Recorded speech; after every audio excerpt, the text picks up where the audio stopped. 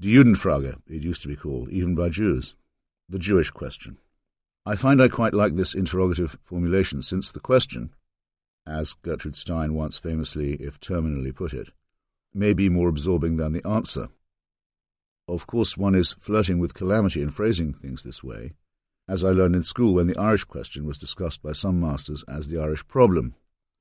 Again, the word solution can be as neutral as the words question or problem, but once one has defined a people or a nation as such, the search for a resolution can become a yearning for the conclusive Endlösung, the final solution. But it could be that any search for any solution is in itself potentially lethal or absurd. The Jewish quest for some ultimate answer to the question has taken intensely religious and nationalist forms, as well as, in more recent times, the identification of huge numbers of Jews with Marxism. My mother's family was not involved in any of the grandeur or tragedy of this. They sought to get by and to assimilate and to survive, while making a few observant gestures in the direction of their ancient faith and a few protective gestures in defense of the State of Israel. In my mother's case, I've become convinced that she was willing to give up even the smallest adherence to the synagogue if it would smooth the accession of her two sons into polite English society, and that she only began to feel passionate about the Jewish state in the Middle East as she began to experience her own desperate need for a new start somewhere else. It was either that fresh beginning or an end to every hope. Our very last telephone conversation, when she expressed a desire to emigrate to Israel after the Yom Kippur War of 1973, was bewildering to me at the time and has sent me down many pathways since. And I always keep open the possibility that I could be mistaken and that she might have had her own reasons for being reticent. This is from a letter sent to me recently by one of her oldest friends. She told me that she went to live with an aunt and uncle in Liverpool in a very Jewish community, perhaps went to school there or secretarial college, and her first boyfriends were medical students up there. I have no idea how long she was there, but it sounded as though she was happy, and from there I presume she went into the Wrens, Women's Royal Navy Service. At what time she decided to conceal her Jewishness, I have no idea, possibly on going into the Wrens. This seems probable enough when I think about it. The Royal Navy was a fairly big tent and broad church, but even in a wartime battle against Hitler, a Jew or Jewess might have been conspicuous. On HMS Jamaica, my father had had a literary shipmate named Warren Tute, who became a minor novelist in the post-war years and wrote one rather successful book, The Cruiser, in which my father appears under the name, no first or Christian name, of Lieutenant Hale. At one point in the story, the master-at-arms of the vessel, which is called HMS Antigone, is mentally reviewing the ship's crew. He knew that Stoker First Class Danny Evans would be likely to celebrate his draft by going on the beer for a week in Tony Pandy, and then spending the next 3 months in the second class for leave. He knew that Blacksmith First Class Rogers would try and smuggle service provisions ashore for his mother, and that telegraphist Jacobs was a sea lawyer who kept a copy of Karl Marx in his kit bag. Martin Amis often points out that you can tell a lot about a novelist by the trouble he takes over the names of his characters, and Tute clearly didn't break much of a sweat inventing a Welshman named Evans or a blacksmith named Rogers. By the same token, he didn't mean us to think that the name Jacobs was anything more than a synonym for the vaguely suspect and unsound. I don't think he was misrepresenting the atmosphere of the Navy by much. Jacobs would not have been persecuted. My father would never have countenanced anything remotely like that. But I don't exactly see him rising through the ranks either. You catch it on the edge of a remark, as Harold Abrams observes of discreet English non-philo-Semitism in Chariots of Fire. And that's how I caught it, deciding to subtitle my first essay on the subject, Homage to Telegraphist Jacobs. How much more lazy a phrase could there be than a copy of Karl Marx? And yet wasn't there still something in this age-old identification of the Jew with the subversive? If so, good. Remember that it is free-thinking Jews, not Jews as such, who are defined as the undesirables by T.S. Eliot in After Strange Gods. If my mother's intention in whole or in part was to ensure that I never had to suffer any indignity or embarrassment for being a Jew, then she succeeded well enough. And in any case, there were enough intermarriages and conversions on both sides of her line to make me one of those many Mischling hybrids who are to be found distributed all over the known world. And as someone who doesn't really believe that the human species is subdivided by race, let alone that a nation or nationality can be defined by its religion, why should I not let the whole question slide away from me? why, and then I'll stop asking rhetorical questions, did I at some point resolve that, in whatever tone of voice I was asked, "Are you a Jew?" I would never hear myself deny it. As a convinced atheist, I ought to agree with Voltaire that Judaism is not just one more religion, but in its way the root of religious evil. Without the stern, joyless rabbis and their 613 dour prohibitions, we might have avoided the whole nightmare of the Old Testament and the brutal, crude wrenching of that into prophecy-derived Christianity and the later plagiarism and mutation of Judaism and Christianity into the various rival forms of Islam. Much of the time I do concur with Voltaire, but not without acknowledging that Judaism is dialectical. There is a specifically Jewish version of 18th century Enlightenment, with a specifically Jewish name, the Haskalah, for itself. The term derives from the word for mind or intellect, and it is naturally associated with ethics rather than rituals, life rather than prohibitions, and assimilation over exile or return. It's everlastingly linked to the name of the great German teacher Moses Mendelssohn, one of those conspicuous Jewish hunchbacks who so upset and embarrassed Isaiah Berlin. The other way to upset or embarrass Berlin, I found, was to mention that he himself was a cousin of Menachem Schneerson, the messianic Lubavitcher Rebbe. However, even pre-Enlightenment Judaism forces its adherents to study and think. It reluctantly teaches them what others think, and it may even teach them how to think also. In her preface to his collection of essays, The Non-Jewish Jew, Tamara Deutscher, widow of the great Isaac, relates the story of husband, a biographer of Leon Trotsky, studied for his bar mitzvah. Born in the extremely depressed hamlet of Krasnau, a few miles north of Auschwitz, he was later to be expelled from the Polish Communist Party for exaggerating the dangers of Nazism. The year was 1932. Considered the brightest boy in any yeshiva for years gone by or for miles around, he was set to speak to the following question. Somewhere in the looped intestines of Jewish lore there is mention of a miraculous bird which visits the world only at intervals of several decades and then only very briefly. On its periodic landings it delivers and leaves behind a beakful of bird spit. This avian drool, if you can seize hold of even a drop of it, has wonder-working properties.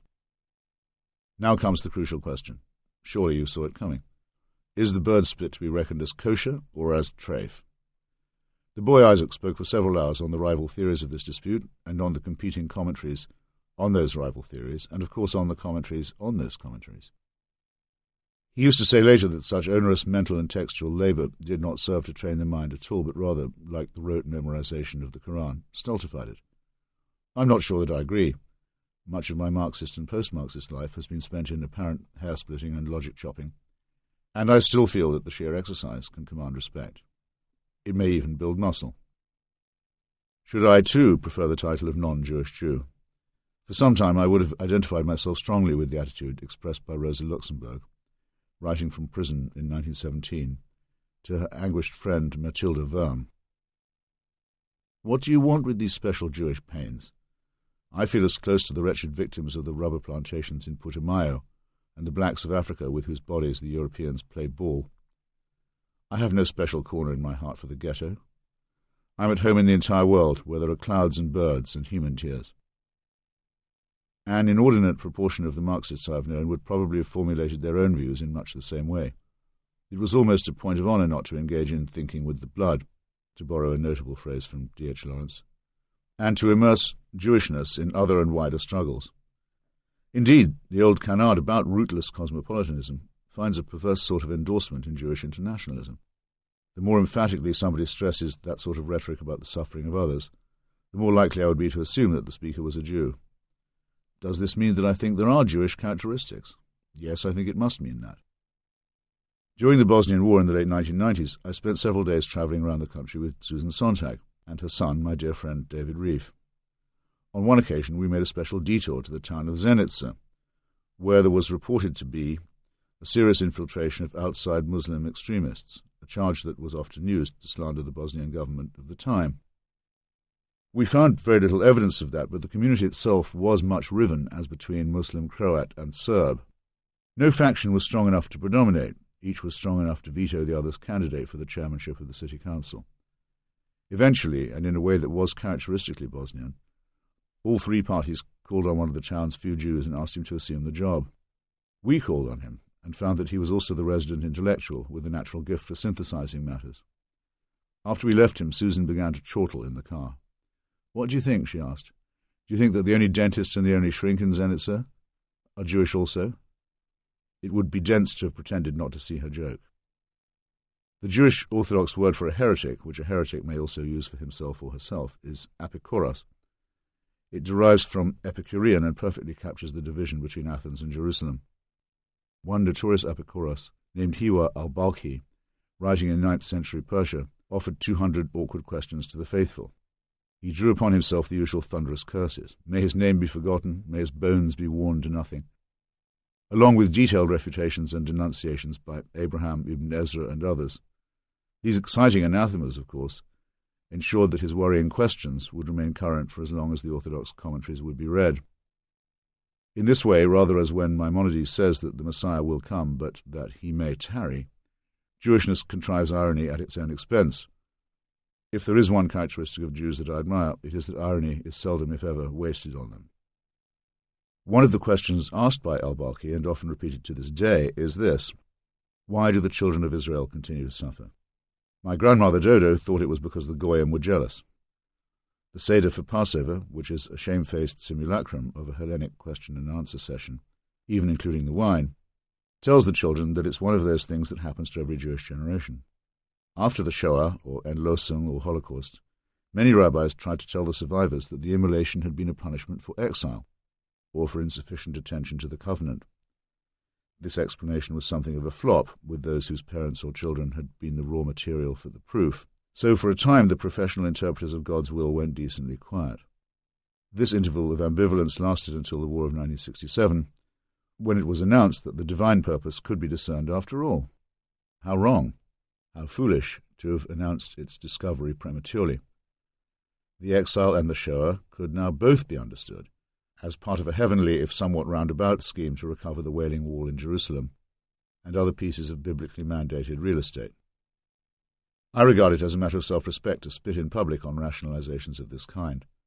They are almost as repellent in their combination of arrogance, masochism, and affected false modesty as Edith Stein's offer of her life to expiate the regrettable unbelief in Jesus of her former fellow Jews. The sage Jews are those who have put religion behind them and become in so many societies the leaven of the secular and the atheist. I think I have a very good idea of why it is that anti-Semitism is so tenacious and so protean and so enduring. Christianity and Islam, theistic though they may claim to be, are both based on the fetishizing of human primates, Jesus in one case and Muhammad in the other. Neither of these figures can be called exactly historical, but both have one thing in common, even in their quasi-mythical dimension. Both of them were first encountered by the Jews, and the Jews, ravenous as they were for any sign of the long-sought Messiah, were not taken in by either of these two pretenders, or not in large numbers, or not for long.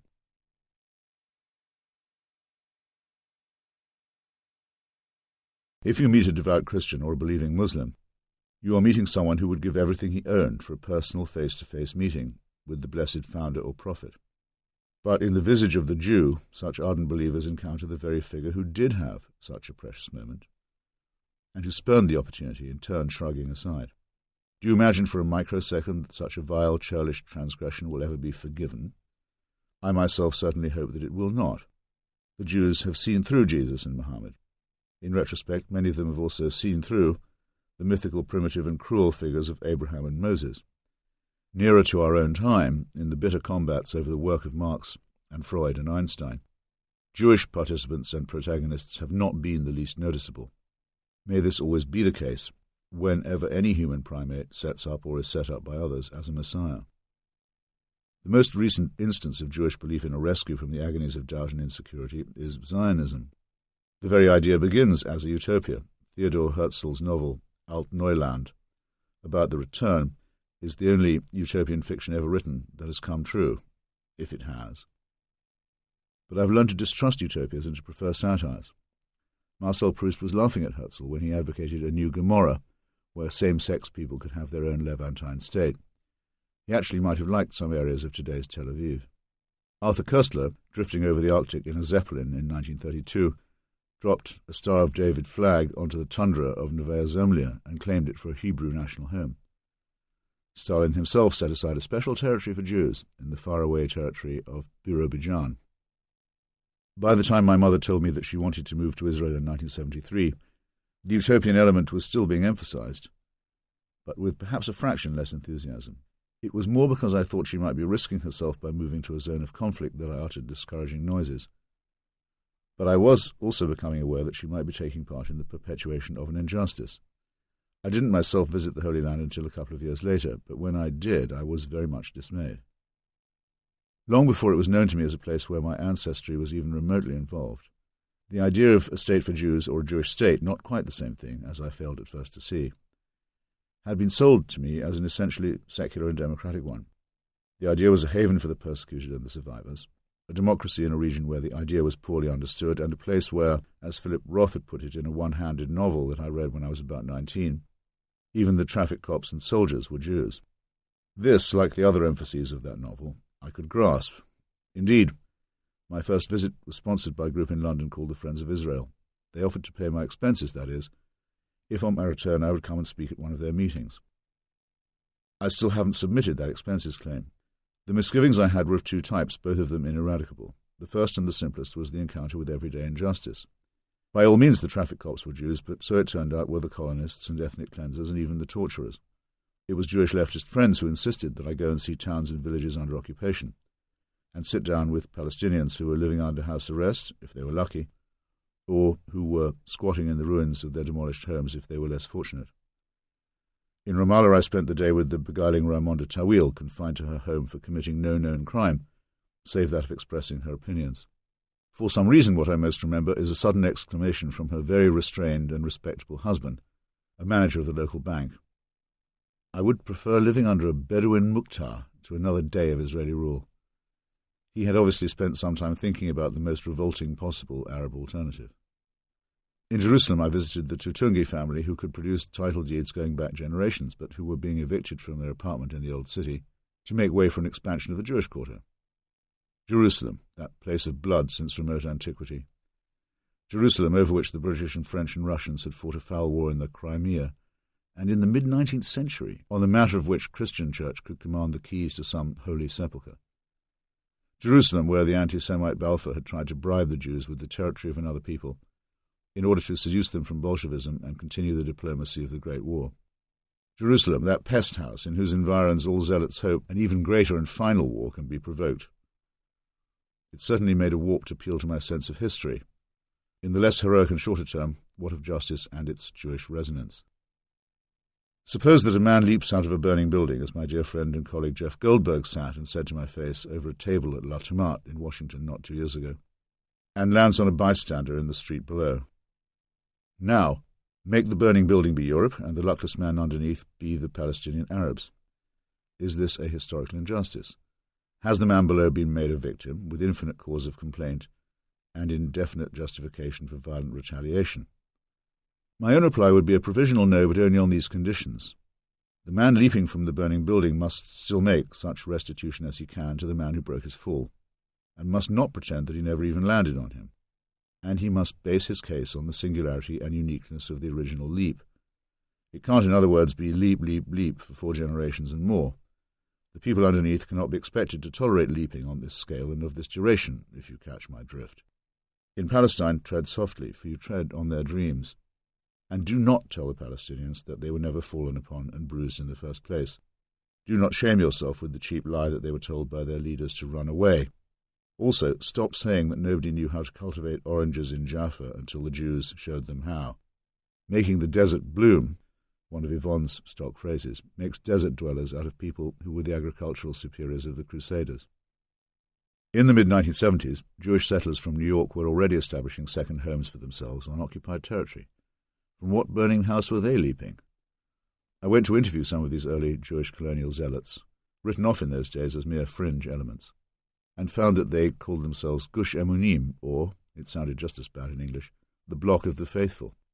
Why not just say Party of God and have done with it? At least they didn't have the nerve to say that they stole other people's land, because their own home in Poland or Belarus had been taken from them. They said they took the land because God had given it to them from time immemorial. In the noisome town of Hebron, where all of life is focused on a supposedly sacred boneyard in a dank local cave.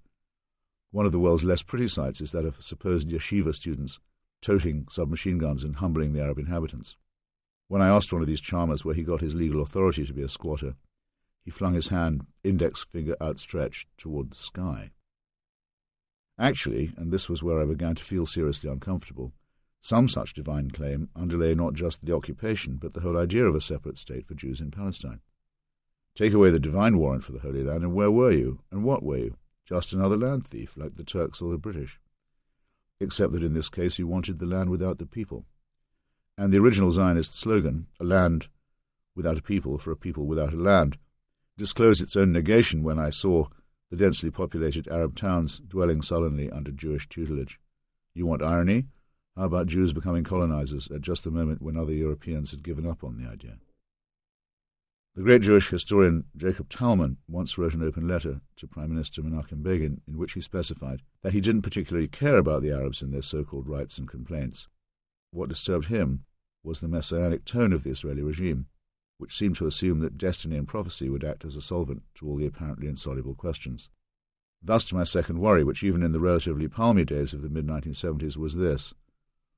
All questions of right to one side, I've never been able to banish the queasy inner suspicion that Israel just did not look or feel either permanent or sustainable. I felt this when sitting in the old Ottoman courtyards of Jerusalem, and I felt it even more when I saw the hideous Fort Condo settlements that had been thrown up around the city in order to give the opposite impression. If the statelet was only based on a narrow strip of the Mediterranean littoral, God having apparently ordered Moses to lead the Jews to one of the very few parts of the region with absolutely no oil at all, that would be bad enough. But in addition, it involved roosting on top of an ever-growing population that did not welcome the newcomers. I regard anti-Semitism as ineradicable and as one element of the toxin with which religion has infected us. Perhaps partly for this reason, I have never been able to see Zionism as a cure for it. American and British and French Jews have told me with perfect sincerity that they're always prepared for the day when it happens again and the Jew baiters take over. And I don't pretend not to know what they're talking about. I have actually seen the rabid phenomenon at work in modern and sunny Argentina and am unable to forget it. So then, they seem to think, they will take refuge in the law of return and in Haifa, or for all I know, in Hebron. Never mind for now that if all of world Jewry did settle in Palestine, this would actually necessitate further Israeli expansion, expulsion and colonization, and that their departure under these apocalyptic conditions would leave the new brown shirts and black shirts in possession of the French and British and American nuclear arsenals. This is ghetto thinking, hardly even fractionally updated to take into account what has changed. The important but delayed realization will have to come. Israeli Jews are a part of the diaspora, not a group that has escaped from it. Why else does Israel daily beseech the often flourishing Jews of other lands, urging them to help the most endangered Jews of all, the ones who rule Palestine by force of arms? Why else, having supposedly escaped from the need to rely on Gentile goodwill, has Israel come to depend more and more upon it? On this reckoning, Zionism must constitute one of the greatest potential non sequiturs in human history. One of my first reservations about Zionism was and is that, semi-consciously at least, it grants the anti-Semites' first premise about the abnormality of the Jew. I once heard Avishai Margalit, one of Isaiah Berlin's most brilliant disciples, phrase this very memorably during a lecture he gave at the New School. The Zionist idea, he said, was supposed to take the deracinated European Jew, the so-called Luftmensch, or person made of thin air, and make a man of him. How to achieve this? By taking him from his watchmaker's shop in Budapest or his clinic in Vienna, and putting a hoe in one hand and a gun in the other, in Palestine. The resulting sturdy farmer-soldier would then redeem the shuffling, cringing, round-shouldered shopkeeper or usurer. This was the Leon Uris movie version of events, the theme music of which, I suddenly remember, my mother had at one point possessed on a long-playing record. Margalit pointed out that this project absolutely mandated a conflict with the Arab population, because it necessarily involved not just the occupation of their land, but the confiscation of it. Some say that this is the Israelis' original sin, he said deadpan. With this I do not agree, but I think we can call it Israel's immaculate misconception. For myself, I don't feel like an apologetic Luftmensch. I positively prefer the watchmaker and the bookseller and the doctor to the hearty farmer and colonist, and I pause to note that Arabs are retained on this forcibly Judaized land, mainly in order that someone be available to do the hoeing and digging and heavy lifting, that most Israelis are now too refined to do for themselves. There's a certain amount of ambiguity in my background, what with intermarriages and conversions, but under various readings of three codes which I don't much respect, Mosaic law, the Nuremberg laws, and the Israeli law of return, I do qualify as a member of the tribe, and any denial of that in my family has ceased with me. But I would not remove myself to Israel if it meant the continuing expropriation of another people. And if anti-Jewish fascism comes again to the Christian world, or more probably comes at us via the Muslim world, I already consider it an obligation to resist it wherever I live. I would detest myself if I fled from it in any direction. Leo Strauss was right. The Jews will not be saved or redeemed. Cheer up, neither will anyone else. They, we, will always be in exile, whether they are in the Greater Jerusalem area or not, and this in some ways is as it should be. They are, or we are, as a friend of Victor Klemperer's once put it to him in a very dark time, condemned and privileged to be a seismic people. A critical register of the general health of civilization is the status of the Jewish question. No insurance policy has ever been devised that can or will cover this risk. Edward Said in Light and Shade, and Saul. In the course of a long engagement with this whole tortured Frogger, I made a friendship that taught me a very great deal. It was at a conference in Cyprus in 1976, where the theme was the rights of small nations, that I first met Edward Said. It was impossible not to be captivated by him. Of his many immediately seductive qualities, I'll start by mentioning a very important one. When he laughed, it was as if he was surrendering unconditionally to some guilty pleasure.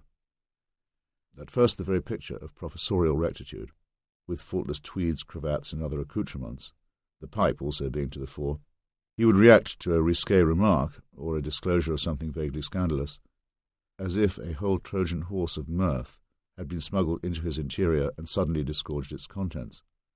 The build-up, in other words, was worth one's effort, and very few allusions were wasted on him. He appeared to have memorized most of Beyond the Fringe and Monty Python, and to be an excellent mimic of anything that smacked of the absurd. He could do, I remember, a very vivid George Steiner.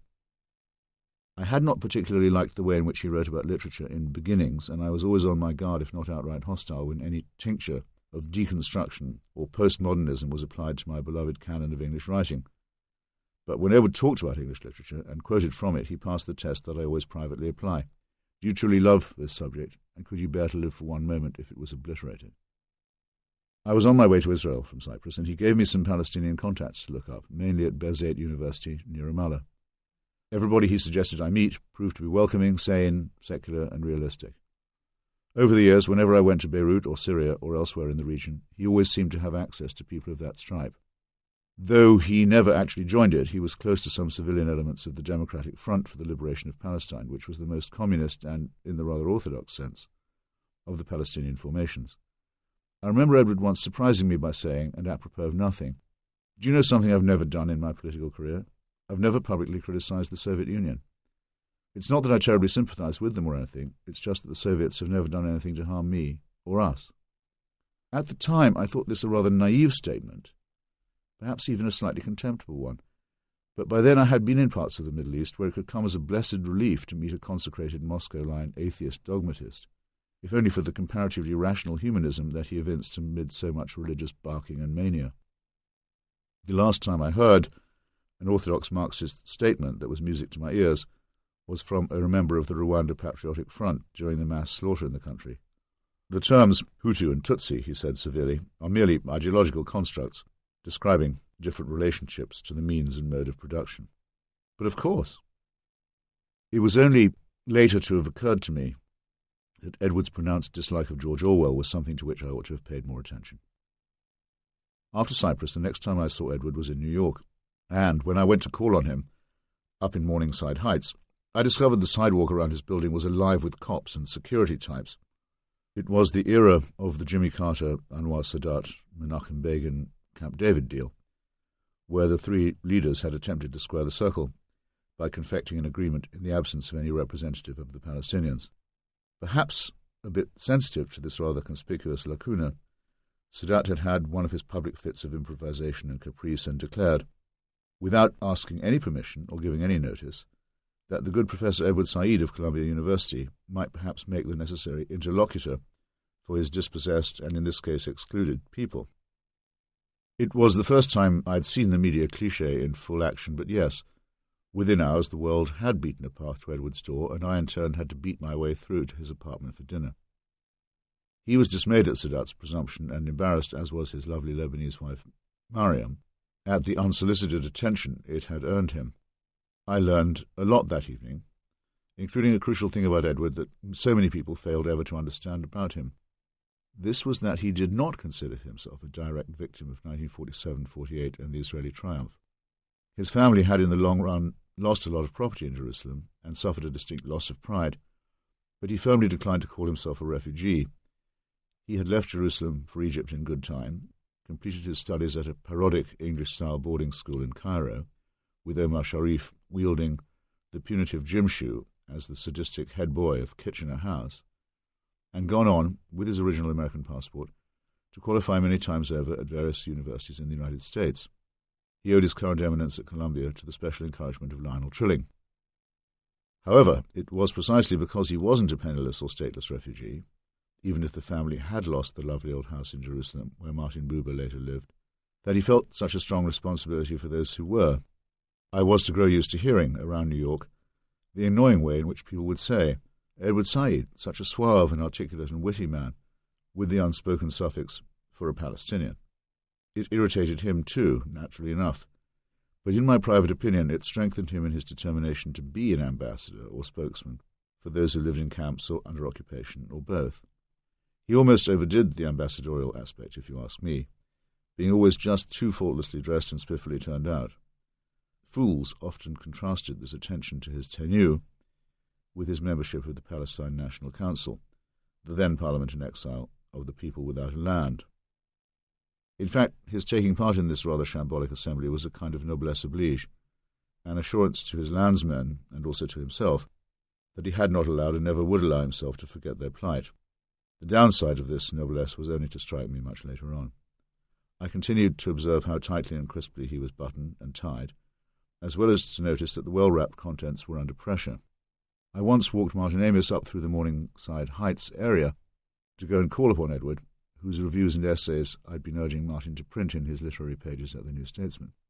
And on our arrival, the good professor was perhaps slightly over-solicitous at the idea that we'd come on foot. His hood, at that time of the late New York 70s, could be described as a bit hairy. After dinner, he had once sweetly insisted on walking me to the subway. "If you mean," said Martin, "that the guys around here seem to style their hair by shoving their dicks into the light socket." I didn't think this was one of his absolute best, but I turned to see the Parr Professor of English and Comparative Literature fighting down a great eruption of anarchic mirth in which he almost certainly disapproved of having indulged. Reading his autobiography many years later, I was astonished to find that Edward since boyhood had, not unlike Isaiah Berlin, often felt himself ungainly and ill-favoured and awkward in bearing. He had always seemed to me quite the reverse, a touch dandyish perhaps, but as the saying goes, perfectly secure in his masculinity. On one occasion after lunch in Georgetown, he took me with him to a renowned local tobacconist and asked to do something I'd never witnessed before: try on a pipe. In case you ever wish to do this, here is the form. The solemn assistant produces a plastic envelope and fits it over the amber or ivory mouthpiece. You then clamp your teeth down to feel if the fit and weight are easy to your jaw. If not, then repeat with various stems until your browsing is complete.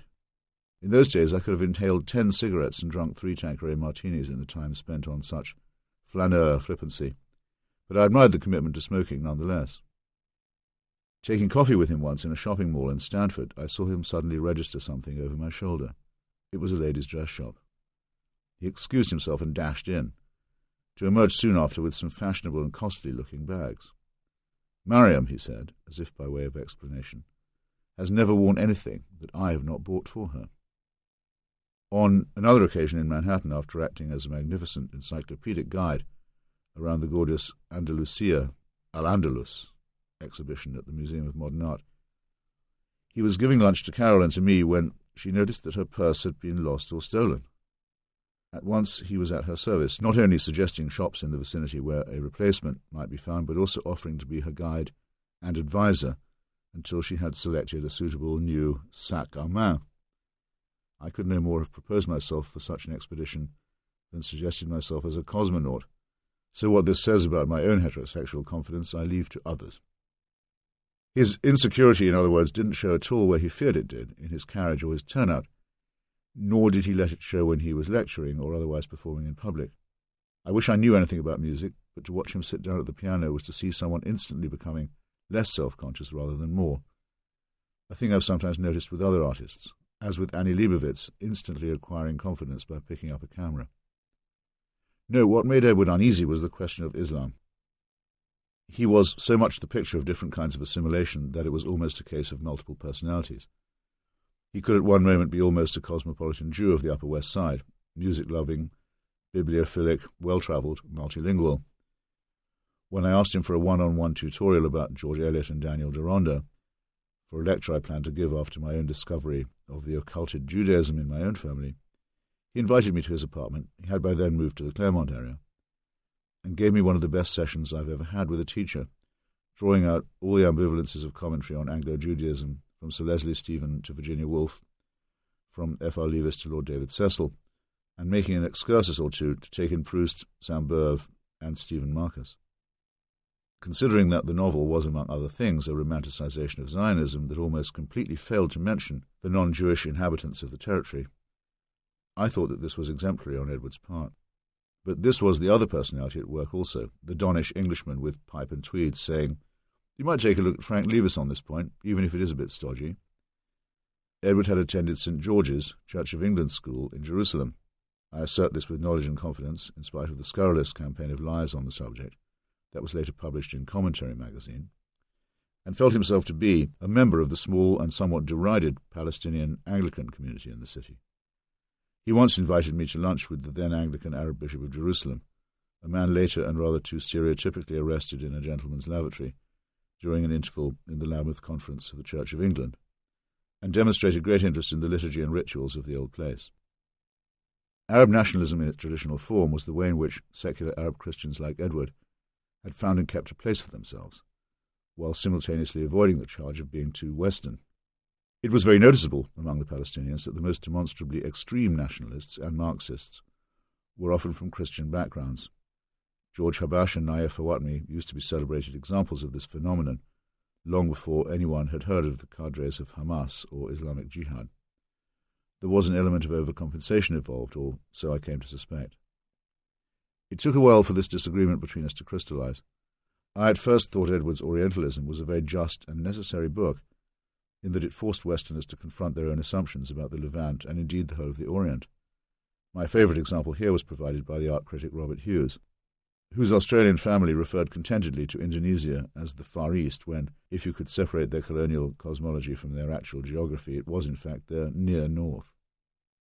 In time I came to see that Edward underrated Turkish imperialism, say, when compared to French or British conquests, and was rather grudging about the relative importance of German scholarship. But Orientalism was a book that made one think. The best critique of it is Ibn Warraq's Defending the West. It was with his much lesser effort, covering Islam, that I began to realize that there was an apparently narrow but very deep difference between us. As he defended the book one evening in the early 1980s at the Carnegie Endowment in New York, I knew that some of what he said was true enough, just as some of it was arguably less so. Edward incautiously dismissed speculations about the latest conspiracy to blow up buildings or sabotage commercial airliners as the feverish product of highly exaggerated stereotypes.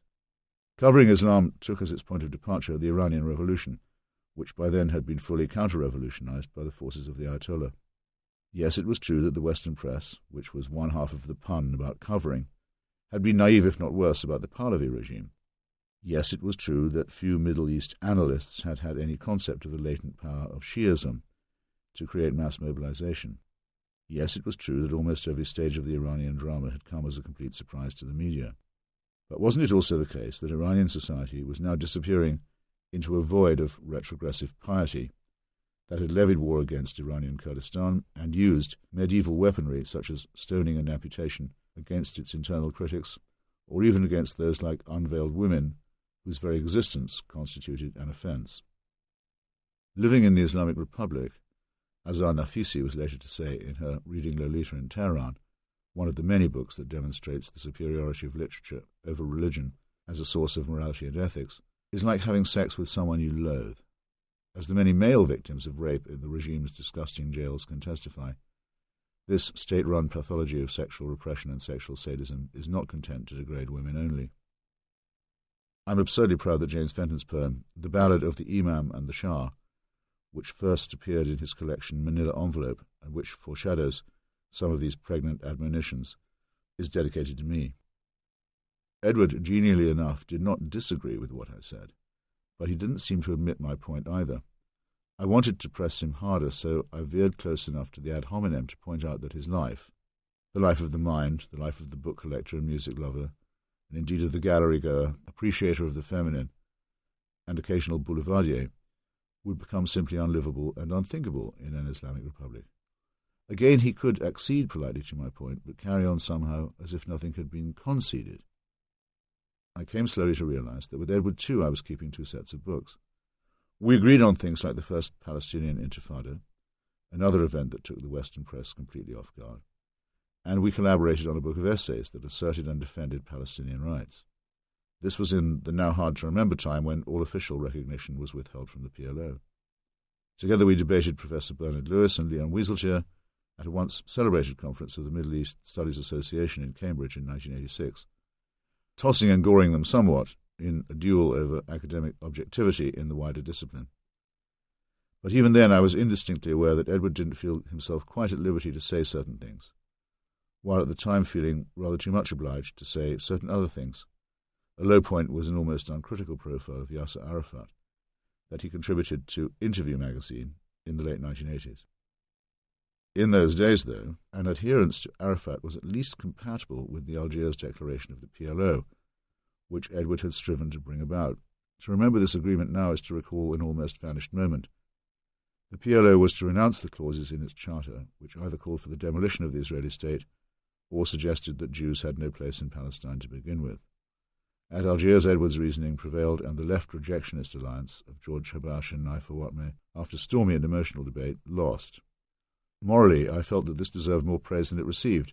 Edward and those others who had left the land of pre-1947 Israel now in effect gave up their ancestral claim to it, in order that the generations dispossessed or expelled or occupied after 1967 could have a chance to build a state of their own in at least a portion of the land. This self-denying renunciation had a quality of nobility to it. But in those days the Palestinian rejectionists were secularists and leftists. Here was another moment, then, when one was witnessing the death of a movement rather than the birth of one. Also, the birth of a movement based on death.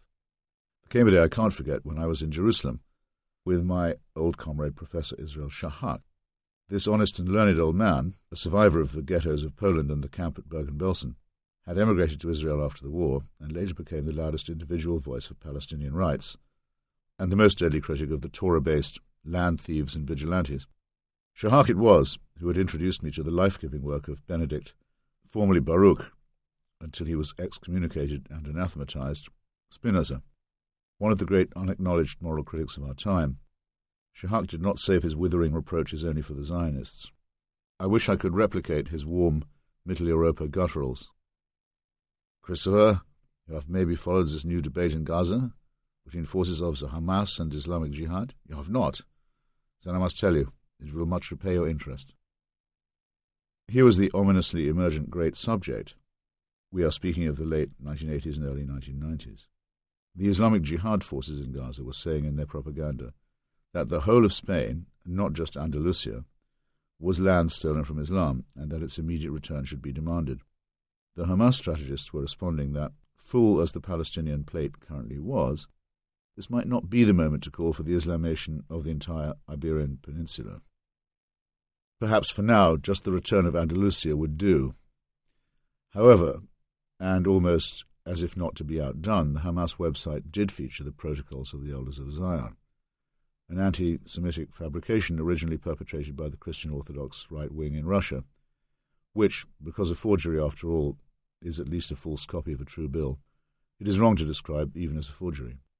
At around the same time, my friend Musa Bouderi, a professor at Birzeit University on the West Bank, told me that religious Muslim students were coming to him and announcing that they would no longer be studying for the humanities course that he taught, because it required that they take instruction in Darwin. As I later found on revisiting Gaza, I was being given by Shahak and Bouderi a premonitory glimpse of the new form that paranoid militant Islam was beginning to adopt. Hitherto, the Palestinians had been relatively immune to this Allahu Akbar style. I thought this was a hugely retrograde development. I said as much to Edward. To reprint Nazi propaganda and to make a theocratic claim to Spanish soil was to be a proto-fascist and a supporter of caliphate imperialism. It had nothing at all to do with the mistreatment of the Palestinians. Once again, he did not exactly disagree, but he was anxious to emphasize that the Israelis had often encouraged Hamas as a foil against Fatah and the PLO. This I had known since seeing the burning out of leftist Palestinians by Muslim mobs in Gaza as early as 1981. Yet once again, somehow, Edward could only condemn Islamism if it could be blamed on either Israel or the United States or the West, and not as a thing in itself. He sometimes employed the same sort of knight's move when discussing other Arabist movements, excoriating Saddam Hussein's Ba'ath Party, for example, mainly because it had once enjoyed the support of the CIA. But when Saddam was really being attacked, as in the case of his use of chemical weapons on non-combatants at Halabja, Edward gave second-hand currency to the falsified story that it had really been the Iranians who had done it. If that didn't work, well, hadn't the United States sold Saddam the weaponry in the first place? Finally, and always, and this question wasn't automatically discredited by being a change of subject, what about Israel's unwanted and ugly rule over more and more millions of non-Jews? I evolved a test for this mentality, which I applied to more people than Edward.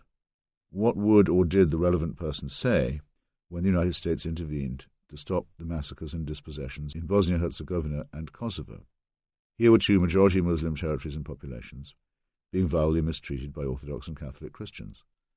There was no oil in the region. The state interests of Israel were not involved. Indeed, Ariel Sharon publicly opposed the return of the Kosovar refugees to their homes on the grounds that it set an alarming, I want to say unsettling, precedent. The usual national security hawks like Henry Kissinger were also strongly opposed to the mission. One evening at Edward's apartment, with the other guest being the mercurial, courageous Azmi Bishara, then one of the more distinguished Arab members of the Israeli parliament, I was finally able to leave the arguing to someone else. Bishara, who incidentally told me that Israel Shahak had been the best and the kindest professor at the Hebrew University of Jerusalem, where he had studied, was quite shocked that Edward would not lend public support to Clinton for finally doing the right thing in the Balkans. Why was he being so stubborn? I had begun by then, belatedly you may say, to guess. Rather like our then friend Noam Chomsky, Edward in the final instance believed that if the United States was doing something, then that thing could not by definition be a moral or ethical action. There came an awful day when I picked up the phone and knew at once, as one does with some old friends even before they speak, that it was Edward. He sounded as if he were calling from the bottom of a well.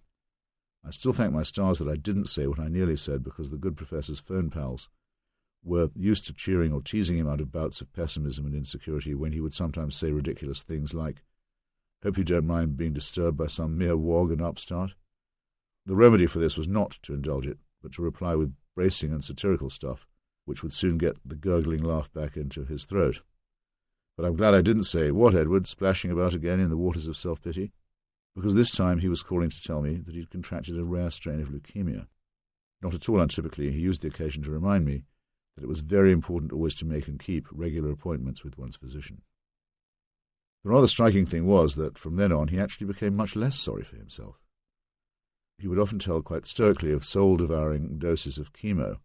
He eventually put himself in the hands of some very advanced physicians at Long Island Jewish Hospital, and there were days when it was upsetting to see him so thin, as well as times when it seemed unnatural to see such an elegant man become so bloated.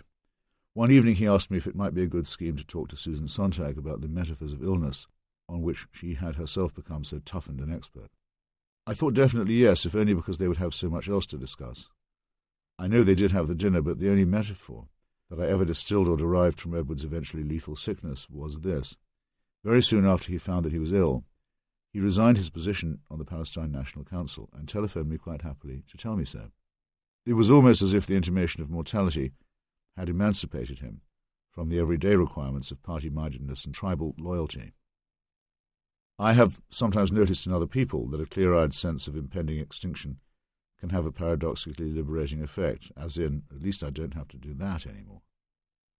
Inevitably came the time when he angrily repudiated his former paladin Yasser Arafat. In fact, he described him to me as the Palestinian blend of Marshal Pétain and Papa Doc. But the main problem, alas, remained the same. In Edward's moral universe, Arafat could at last be named as a thug and a practitioner of corruption and extortion. But he could only be identified as such to the extent that he was now and at last aligned with an American design. Thus, the only truly unpardonable thing about the chairman was his readiness to appear on the White House lawn with Yitzhak Rabin and Bill Clinton in 1993. I have real knowledge and memory of this, because George Stephanopoulos, whose father's Orthodox Church in Ohio and New York had kept him in touch with what was still a predominantly Christian Arab-American opinion, called me more than once from the White House to help beseech Edward to show up at the event. The feedback we get from Arab-American voters is this: if it's such a great idea, why isn't Saeed signing off on it? When I called him, Edward was grudging and crabby. The old man, Arafat, has no right to sign away land. Really? Then what had the Algiers deal been all about? How could two states come into being without mutual concessions on territory? I did my best, even so, to get a hearing for Edward's reservations, and, at his request, I even wrote an uninspired introduction to his little anti-Oslo book, Peace and Its Discontents. But my heart was not quite in it. The second so-called Palestinian Intifada, organized or incited in response to one of Ariel Sharon's staged provocations at the Al-Aqsa Mosque, reeked, to me, of racist and religious demagogy and of that dull, sinister, sacrificial incantation that has since become so nauseating on a world scale. Worse than that, in retrospect, it cheapened and degraded the previous Palestinian appeals for solidarity. If the Palestinian people really wish to decide that they will battle to the very end to prevent partition or annexation of even an inch of their ancestral soil, then I have to concede that that is their right. I even think that a 60-year-old, rather botched experiment in marginal quasi-statehood is something that the Jewish people could consider abandoning. It represents barely an instant in our drawn-out and arduous history, and it's already been agreed, even by the heirs of Zev Jabotinsky, that the whole scheme is unrealizable in Judea and Samaria, let alone in Gaza or Sinai. But it's flat-out intolerable to be solicited to endorse a side-by-side Palestinian homeland, and then to discover that there are sinuous two-faced apologists explaining away the suicide murder of Jewish civilians in Tel Aviv, a city which would be part of a Jewish state or community under any conceivable solution. There's that word again. Edward had a personal horror of violence and never endorsed or excused it, though in a documentary he made about the conflict, he said that actions like the bombing of pilgrims at Tel Aviv airport did more harm than good, which I remember thinking was A, euphemistic, and B, a slipshod expression unworthy of a professor of English. If a difference of principle goes undiscussed for any length of time, it will start to compromise and undermine the integrity of a friendship. I was aware by 2001 that some of our conversations had become just very slightly reserved and that we were sticking to safe topics. The political distance between us had widened much faster than our personal relations would yet have shown. I had urged The Nation to publish Kenan Makir's work on the Saddam Hussein regime, and when Edward rang the editors to complain, he was at first quite unaware that it had been my idea. His immediate riposte was vulgar in the extreme, containing the innuendo that Kenan was a paid agent, even a traitor. In his attacks on fellow Arabs, Fuad Ajmi being another recipient of his ire, Edward often became distressingly thuggish and ad hominem. Perhaps I was right to notice that softness on the USSR, which had been the special practitioner of such defamatory tactics. Then all at once our personal and political quarrels were made very abruptly to converge. In the special edition of the London Review of Books, published to mark the events of September the 11th, 2001, Edward painted a picture of an almost fascist America where Arab and Muslim citizens were being daily terrorized by pogroms, these being instigated by men like Paul Wolfowitz, who had talked of ending the regimes that sheltered al-Qaeda. Again, I could hardly credit that these sentences were being produced by a cultured person, let alone printed by a civilized publication. I resolutely refused to believe that the state of Edward's health had anything to do with this, and I don't say this only because I was once later accused of attacking him on his deathbed. He was entirely lucid to the end, and the positions he took were easily recognizable by me as extensions or outgrowths of views he had expressed and also declined to express in the past. Alas, it is true that he was closer to the end than anybody knew when the 30th anniversary reissue of his Orientalism was published. but his long precarious condition would hardly argue for giving him a lenient review, let alone denying him one altogether, which would have been the only alternatives. In the introduction he wrote for the new edition, he generally declined the opportunity to answer his scholarly critics, and instead gave the recent American arrival in Baghdad as a grand example of Orientalism in action. The looting and destruction of the exhibits in the Iraq National Museum had, he wrote, been a deliberate piece of United States vandalism perpetrated in order to shear the Iraqi people of their cultural patrimony and demonstrate to them their new servitude, even at a time when anything at all could be said and believed. So long as it was sufficiently and hysterically anti-Bush, this could be described as exceptionally mendacious. So when the Atlantic invited me to review Edwards' revised edition, I decided I'd suspect myself more if I declined than if I agreed, and wrote what I felt I had to. Not long afterward, an Iraqi comrade sent me without comment an article Edward had contributed to a magazine in London that was published by some princeling of the Saudi royal family. In it, Edward quoted some sentences about the Iraq War that he offhandedly described as racist. The sentences in question had been written by me. I felt myself assailed by a reaction that was at once hot-eyed and frigidly cold. He had cited the words without naming their author, and this I briefly thought could be construed as a friendly hesitance, or as cowardice. I can never quite act the stern role of Mr. Darcy with any conviction, but privately I sometimes resolved that that's it, as it were. I didn't say anything to Edward, but then I never said anything to him again either. I believe that one or two charges simply must retain their face value and not become debauched or devalued. Racist is one such. It's an accusation that must either be made good upon or fully retracted. I would not have as a friend somebody who I suspected of that prejudice, and I decided to presume that Edward was honest and serious enough to feel the same way. I feel misery stealing over me again as I set this down. I wrote the best tribute that I could manage when he died, not long afterward, and there was no strain in that, as I was relieved to find. But I didn't go to and wasn't invited to his funeral. Here is something of what I feel about friendship and about the way in which it is a potent symbol of other things. In Martin Amos's enviably written memoir Experience, in the pages of which I'm proud to appear several times, there is an episode about which people still interrogate me. Martin offers a slightly oblique and esoteric account of a trip on which he took me in 1989 to visit Saul Bellow in Vermont. On our buddy movie drive up there from Cape Cod, he's almost word-perfect about this bit. He made it clear that I wasn't to drag the conversation towards anything political, let alone left-wing, let alone anything to do with Israel. No sinister balls, which was our colloquialism for a certain kind of too-easy leftism. I knew I was being greatly honoured by the invitation, not just because it was a huge distinction to meet Bellow, but because, second only to an introduction to his father, it was the highest such gift that Martin could bestow. I needed no telling that I should seize the opportunity to do more listening than talking. And yet it's true, as he reports, that by the end of dinner nobody could meet anyone else's eye, and his own foot had become lamed and tired by its under-the-table collisions with my shins. How could this be? Now comes the chance for my own version of Rashomon.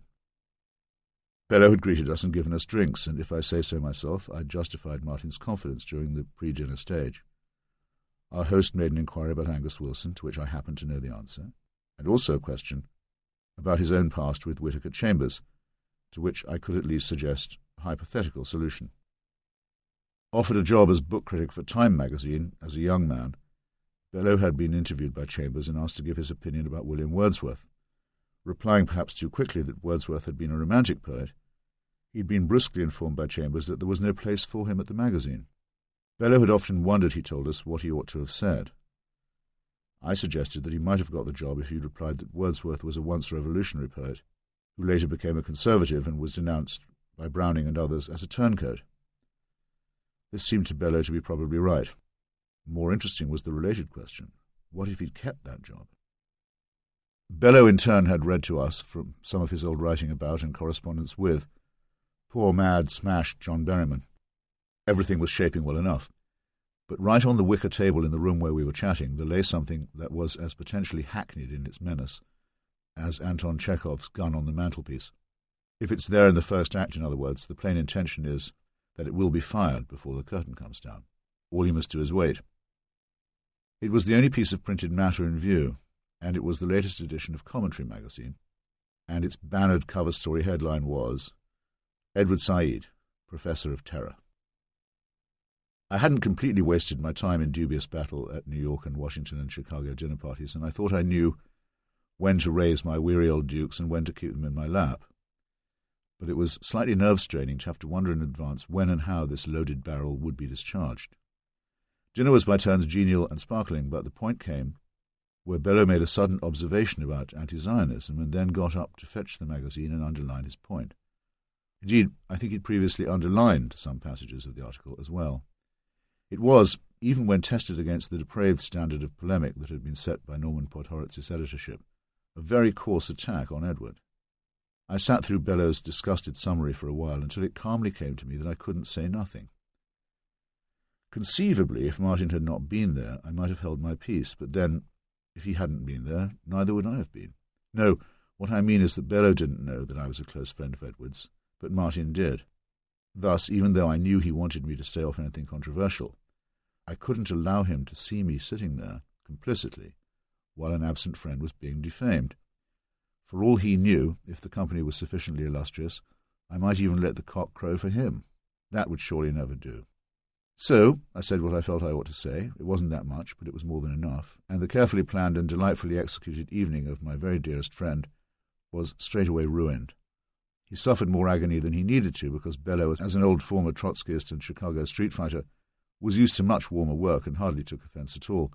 He later sent me a warm letter about my introduction to a new edition of Augie March. I certainly didn't concur with Edward on everything, but I was damned if I would hear him abused without saying a word. And I think this may be worth setting down, because there are other allegiances that can be stress-tested in comparable ways. It used to be a slight hallmark of being English or British that one didn't make a big thing out of patriotic allegiance, and was indeed brimful of sarcastic and critical remarks about the old country, but would pull oneself together and say a word or two if it was attacked or criticised in any nasty or stupid manner by anybody else. It's family, in other words, and friends are family to me. I feel rather the same way about being an American, and also about being of partly Jewish descent. To be any one of these things is to be no better than anyone else, but no worse. When confronted by certain enemies, it's increasingly the most definitely no worse half of this unspoken agreement on which I tend to lay the emphasis. As with Camus' famous neither victim nor executioner, one hastens to assent but more and more to say, definitely not victim. On my desk is an appeal from the National Museum of American Jewish History in Philadelphia. It asks me to become a sponsor and donor of this soon-to-be-opened institution, while an accompanying leaflet has enticing photographs of Bob Dylan, Betty Friedan, Sandy Koufax, Irving Berlin, Estee Lauder, Barbara Streisand, Albert Einstein, and Isaac Bashevis Singer. There's something faintly kitsch about this, as there is in the habit of those Jewish papers that annually list Jewish prize winners from the Nobel to the Oscars. It is apparently true that the London Jewish Chronicle once reported the result of a foot race under the headline Goldstone 15th. However, I think I may send a contribution. Other small races have come from unpromising and hazardous beginnings to achieve great things. No Roman would have believed that the brutish inhabitants of the British Isles could ever amount to much. And other small races, too, like gypsies and Armenians, have outlived determined attempts to eradicate and exterminate them. But there is something about the persistence, both of the Jews and their persecutors, that does seem to merit a museum of its own. So I close this long reflection on what I hope is a not too quaveringly semi-Semitic note. When I am at home, I will only enter a synagogue for the bar or bat mitzvah of a friend's child, or in order to have a debate with the faithful. When I was to be wed, I chose a rabbi named Robert Goldberg, an Einsteinian and a Shakespearean and a Spinozist, who had married Arthur Miller to Marilyn Monroe and had a copy of Marilyn's conversion certificate. He conducted the ceremony in Victor and Annie Navasky's front room, with David Reef and Steve Wasserman as my best of men. I wanted to do something to acknowledge and to knit up the broken continuity between me and my German-Polish forebears. When I'm travelling, I will stop at the shul, if it is in a country where Jews are under threat or dying out or were once persecuted. This has taken me down queer and sad little side streets in Morocco and Tunisia and Eritrea and India, and in Damascus and Budapest, and Prague and Istanbul, more than once to temples that have recently been desecrated by the new breed of racist Islamic gangster. I've also had quite serious discussions with Iraqi Kurdish friends about the possibility of Jews genuinely returning in friendship to the places in northern Iraq from which they were once expelled. I hate the idea that the dispossession of one people should be held hostage to the victimhood of another, as it is in the Middle East and as it was in Eastern Europe. But I find myself somehow assuming that Jewishness and normality are in some profound way incompatible. The most gracious thing said to me when I discovered my family's secret was by Martin, who, after a long evening of ironic reflection, said quite simply, "Hitch, I find that I'm a little envious of you." I choose to think that this proved once again his appreciation for the nuances of risk, uncertainty, ambivalence, and ambiguity. These happen to be the very things that security and normality, rather like the fantasy of salvation, cannot purchase. Decline, mutation, or metamorphosis? When the axe came into the woods, many of the trees said, "At least the handle is one of us." Turkish proverb. If you decide to change the world, where would you start? With yourself or others? Alexander Solzhenitsyn. Toward the close of Hearing Secret Harmonies, which is itself the close of his complex, majestic, rhythmical 12-volume novel sequence, A Dance to the Music of Time, and also by nice chance the volume that happens to be dedicated to Robert Conquest, Anthony Pole's narrator catches sight of a blue-clad person crossing a playing field in his direction. Watching the approaching figure, I was reminded of a remark made by Morland ages before. It related to one of those childhood memories we sometimes found in common. This particular recollection had referred to an incident in the Pilgrim's Progress that had stuck in both our minds. Morland said that after his aunt read the book aloud to him as a child, he could never, even after he was grown up, watch a lone figure draw nearer across a field without thinking that this was Apollyon come to contend with him. From the moment of first hearing that passage read aloud, assisted by a lively portrayal of the fiend in an illustration, realistically depicting his goat's horns, bat's wings, lion's claws, lizard's legs, the terror of that image, bursting out from an otherwise at moments prosy narrative, had embedded itself for all time in the imagination. I, too, as a child, had been riveted by the vividness of Apollyon's advance across the quiet meadow. When I first read this passage of Pole, I put down the novel and was immediately back in the crapstone of my Devonshire boyhood. The long-forgotten but evidently well-retained scene of my memory is as plain in my recollection as anything that happened to me yesterday. My younger brother Peter, aged perhaps 8, has so strongly imbibed John Bunyan's Puritan classic as almost to have memorized it. The Slough of Despond, the Giant Despair, Doubting Castle, the fripperies of Vanity's Fair, O Death, Where Is Thy Sting? Can you remember when all these used to be part of the equipment of everybody literate in English? They are as real to my brother and to me as the shaggy wild ponies on the nearby moors.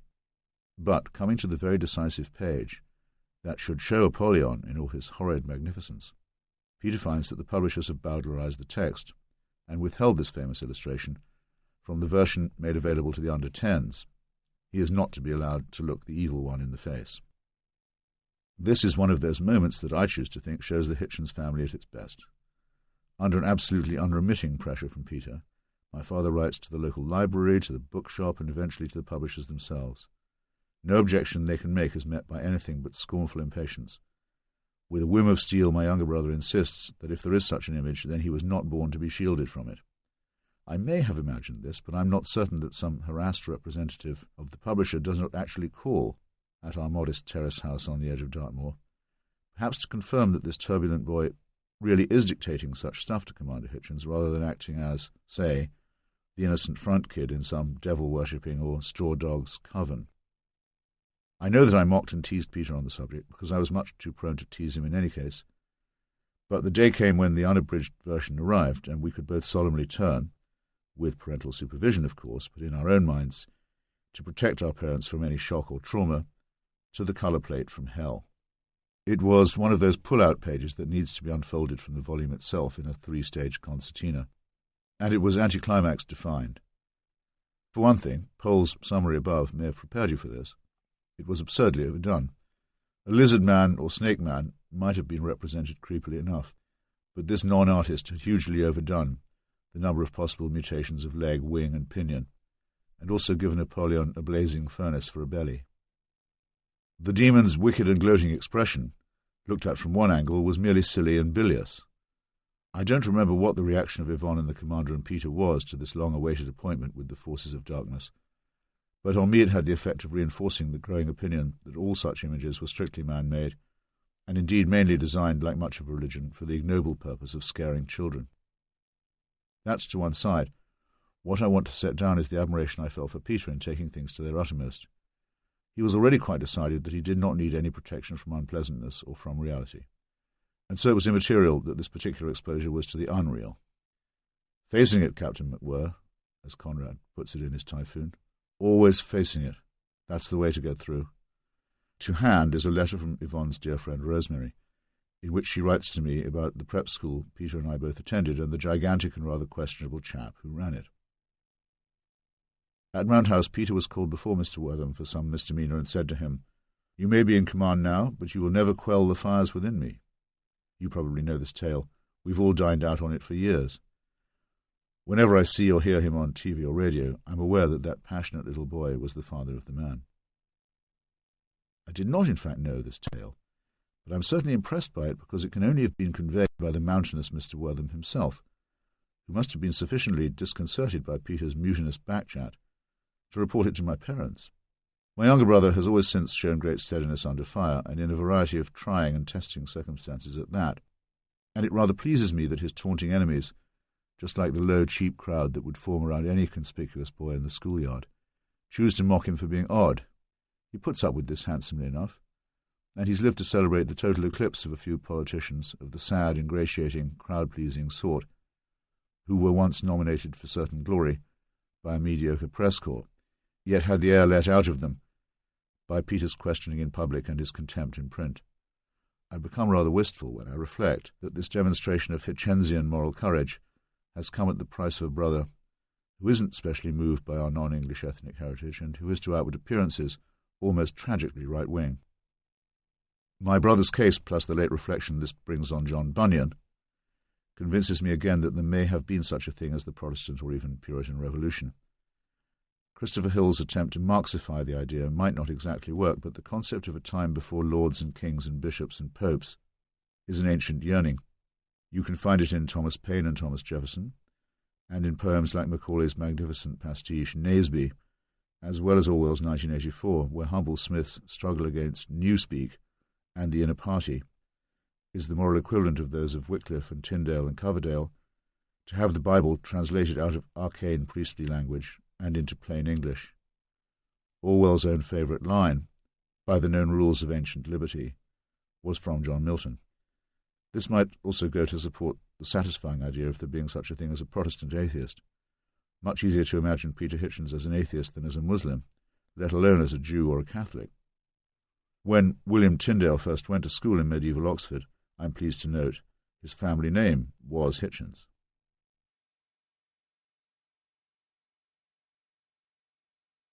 In Peter's most recent book, The Broken Compass, which contains several assertions and affirmations that make me desire to be wearing a necklace of the purest garlic even while reading them, there's a highly thoughtful and well-written passage on how it comes about that some people do, in fact, undergo significant changes of mind. Given the absolute certainty that this process will be undergone by any serious person at least once, it is rather surprising to find how much is made out of it and how many critics try to confect a mystery where none exists. Illustrating the same point in a different way, Peter takes the more subtle tack of showing how certain individuals will in fact alter their opinions, while often pretending to themselves and others for quite a long time that they have not really done so. Analyzing the evolution of those, some of whom, like myself, were willing to make alliances of all kinds against Al-Qaeda and its allies, he writes scornfully, and I must say unsettlingly, "This is a very interesting halting place as well as a comfortable one. For the habitual leftist, it has the virtue of making him look as if he can change his mind, even when he has not really done so. It licenses him to be strongly anti-clerical and anti-religious, but in a way that Christian conservatives can tolerate." The chapter is called A Comfortable Stop on the Road to Damascus. The biblical cliché may seem inescapable, but it actually retards understanding. There are people who attempt to demonstrate breadth of mind while only trying to have things both ways. Jews for Jesus might be an example, or those reform communists who tried and failed to cook a dish of fried snowballs. I once interviewed one of the original Stalinists turned dissident, the Yugoslav Milovan Djilac, who, sitting in his tiny Belgrade apartment, said that he had come to admire the work of Friedrich August von Hayek, adding hastily that he did not really agree with him about property rights, a prince-free reading of Hamlet if ever I struck one. However, the whole point of the Damascus legend is that it refuses the very idea of the mind's evolution, replacing it with the deranged substitute of instant divine revelation. We're forcibly made familiar, usually from febrile tenth-hand accounts of religious visionaries and other probable epileptics and schizophrenics, of those blinding and indeed Damascene moments, or moments of unblindness when scales supposedly fall from the eyes, that constitute such a revelation. Yet one suspects, as with Archimedes and his Eureka, that Pasteur was right, and that in the case of sound minds, at any rate, great apparent coincidences only occur to the intellect that has rehearsed and prepared for them. It may be the same with lesser convictions and allegiances. I once spoke with a hardened senior member of the Provisional Irish Republican Army, who was in the room with his leader David O'Connell when the news came that one of their bombs had successfully gone off. Among the casualties was a young woman who was pregnant, but it turned out that she was also Protestant. "Well, that's 2 for 1 then," remarked O'Connell, light-heartedly clearing the air. In that instant, his deputy says, he himself internally defected from the IRA and began the second career as an informer for the British Army, which would wreak the most terrible revenge on his former associates. But I believed that he'd been getting ever more sickened as time went by, and that there came a moment that seemed dramatic and was certainly memorably disgusting, when any extra morsel would have been too much for him. There is also such a thing as ex post facto rationalization, especially in the case of people who have repented of terrible crimes. It could be as true to say, as some of my tutors in Oxford philosophy used to seem to argue, that it is your mind that changes you. The history of the 20th century left is replete with such episodes, very often and very interestingly involving moments when somebody, hearing a statement of apparent agreement, experiences a violent sense of repulsion. The brilliant Austrian Marxist Ernst Fischer, having publicly defended the Hitler-Stalin Pact as a tactical imperative, had his composure destroyed not long afterward, when some Dummkopf communist told him excitedly, "Have you heard the news? We've taken Paris." The moron was referring to the march of the Wehrmacht up the Champs-Élysées. Fischer wanted to say that this was not at all what he had intended, but then, perhaps it had been. During the Moscow show trials, Whittaker Chambers heard Alger Hiss say, approvingly, that old Joe Stalin certainly knows how to play for keeps, and as an old Bolshevik, found himself experiencing a similar nausea. Incidentally, what single thing did Chambers and Hiss have in common? They both believed that the victory of Soviet communism was inevitable. As a defector from that cause, Chambers believed that he'd resignedly joined the losing side. As a lifelong opportunist, Hiss thought he'd placed his own bet on the winning one. So it goes.